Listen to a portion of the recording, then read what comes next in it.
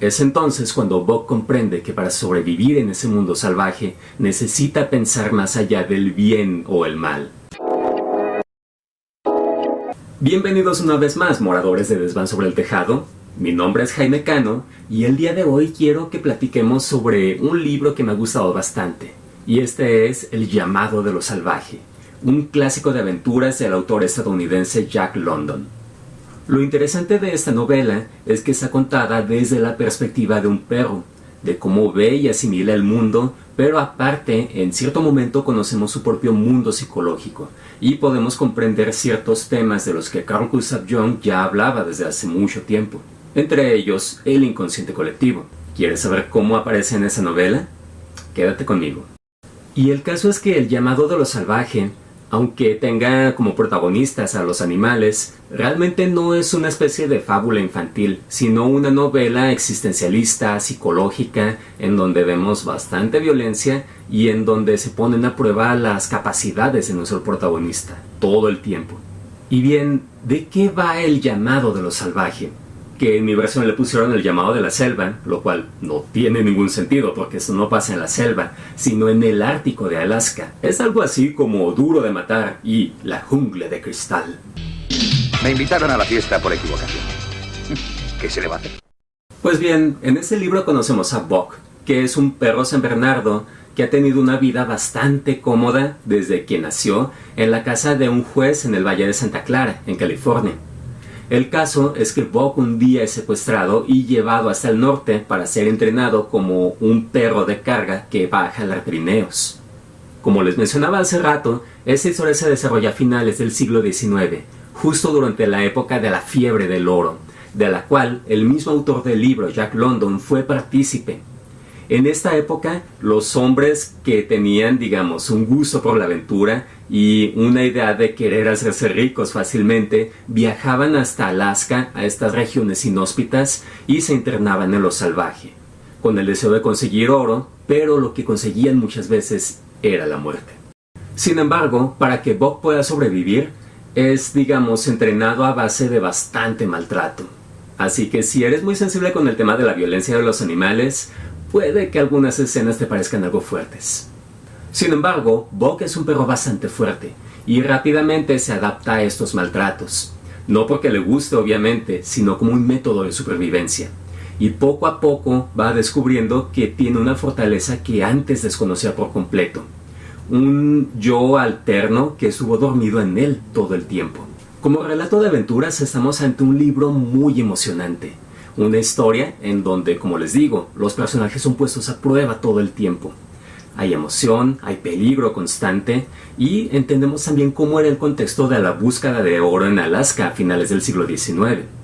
Sin embargo, si buscamos un poco más allá de la trama, nos daremos cuenta de que es una novela con un trasfondo muy psicológico, en donde no solamente se habla de la experiencia, la búsqueda del yo, sino también del inconsciente colectivo. Es decir, de cómo hay ciertos patrones mentales que parece que se han ido repitiendo generación tras generación. En este sentido, me parece que incluso las vivencias de Jack London quedan muy bien reflejadas a través de este libro. Digamos, no a través de la perspectiva que imaginaríamos como un minero o un buscador de oro más, sino como un perro que está jalando los trineos. Así, a través de esa figura casi alegórica, vemos un mundo más allá de lo que nosotros conocemos en nuestro civilizado y pequeño mundo. Nos internamos entonces en aquello que es mucho más antiguo que el ser humano, mucho más antiguo que nuestras costumbres, que nuestra moral.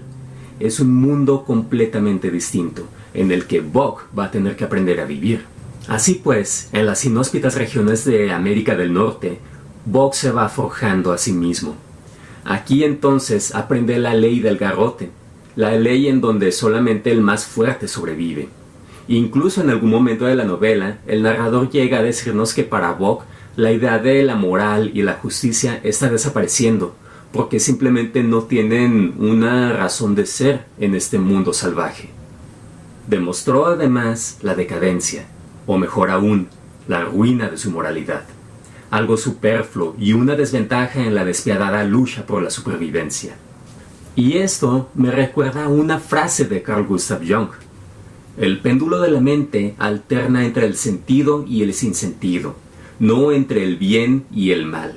Es entonces cuando Buck comprende que para sobrevivir en ese mundo salvaje necesita pensar más allá del bien o el mal. ¿O no es así, Fede? Ya, así es. Buck es el primero de una nueva raza de perros, de supercanes que van más allá del bien o del mal, o de la moralidad de los perros de las generaciones pasadas. Buck es el nuevo líder que necesita esta manada. Ok, lo que digas, Fede. Nos vemos luego. Y bueno, volviendo a la historia del llamado de lo salvaje, en algún momento Buck tiene sueños recurrentes. Sueños en donde escucha un aullido, pero no solo eso. Empieza a ver hombres primitivos también, cavernícolas en realidad, que están cazando junto a seres muy parecidos a él, pero mucho más grandes, mucho más feroces, como si fueran lobos primitivos. Creo que es en esta parte de la novela cuando comprendemos que el antiguo Buck, aquel que estaba domesticado y adormilado, por así decirlo, en el Valle de Santa Clara, ha muerto por completo. Y ahora el nuevo Buck es más parecido a estos seres salvajes con los que sueña. Y es en este punto de la historia en donde comprendemos el inconsciente colectivo.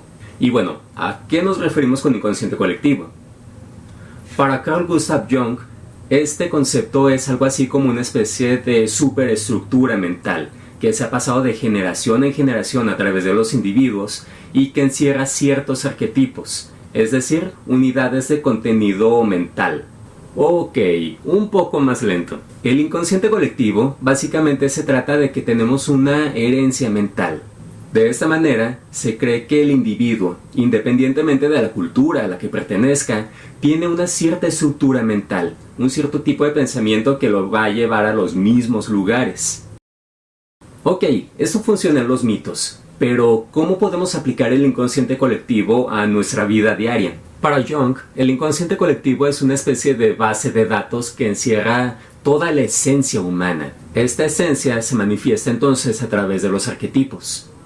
¿Y qué es un arquetipo? Se trata de imágenes mentales que encarnan una parte de nosotros, y para Jung es bastante importante que las conozcamos. Por ejemplo, uno de esos arquetipos es la sombra, aquella parte que desconocemos de nosotros, la parte que quizá no nos gusta, la parte primitiva, como en el caso de Buck. Más que representar el lado oscuro, al menos en el aspecto negativo, representa aquello que hemos reprimido, aquello que sigue estando dentro de nosotros y que quizá no nos gusta tanto, pero que sigue siendo importante, es algo fundamental en nosotros y no podemos eludirlo. Así entonces, sin la integración de su sombra psicológica, Buck simplemente no podría haber sobrevivido en este contexto. Habría muerto a través de las fauces de otros perros o simplemente hubiera muerto de hambre. Pero no, este aspecto que podría considerarse negativo es lo que termina salvando su vida. ¿Y entonces qué opinas? No está nada mal para un libro que trata sobre perros que jalan trineos en el Ártico, ¿no lo crees?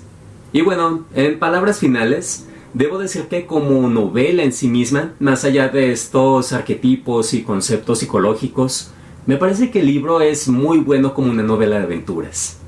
Es una novela que no importa si eres un niño, un adolescente o un adulto, lo vas a disfrutar bastante.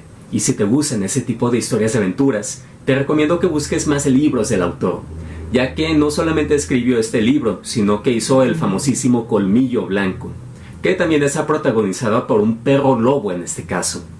Además de esto, tiene varios cuentos de aventuras, esta vez sí protagonizados por seres humanos, en donde también es muy interesante analizar cómo es que piensan sus personajes.